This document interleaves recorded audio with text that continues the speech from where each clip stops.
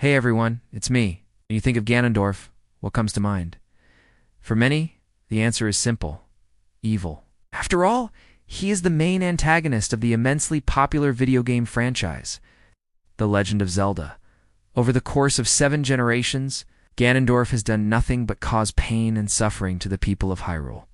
He's murdered countless soldiers and civilians alike, not to mention attempted genocide on several occasions. He's also tried to destroy the world multiple times over simply because he can. So it's understandable why so many people view him as pure evil. However, I'm here to argue that there is more to Ganondorf than meets the eye.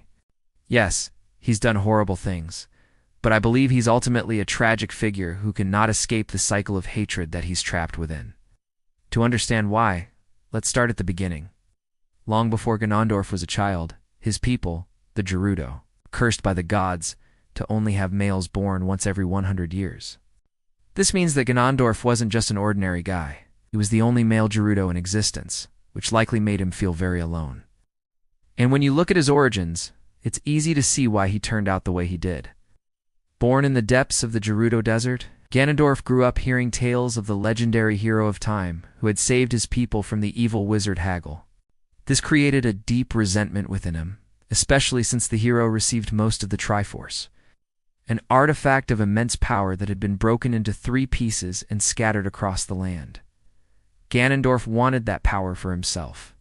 Not only would it make him the most powerful being in Hyrule, but it would also allow him to break the curse on his people. In his quest to obtain it, he aligned himself with the Gerudo King and became close friends with his daughter, Zelda. But as time went on, Ganondorf grew more and more obsessed with the Triforce. Even after receiving a large portion of it, he still wasn't satisfied. And this is where we see the first signs of tragedy in his character. Unlike the other antagonists in the Zelda games, Ganondorf isn't a pawn of a greater evil or a vessel for a god of darkness. He's simply a man consumed by his own selfish desires. This is best exemplified in the game's Ocarina of Time and Tears of the Kingdom, where he is literally reincarnated over and over again, only to be defeated by Link and Zelda every single time. He's trapped in a never-ending cycle of hatred and destruction, doomed to repeat the same mistakes over and over for all eternity. However, despite all of this, I still believe that Ganondorf has moments of humanity.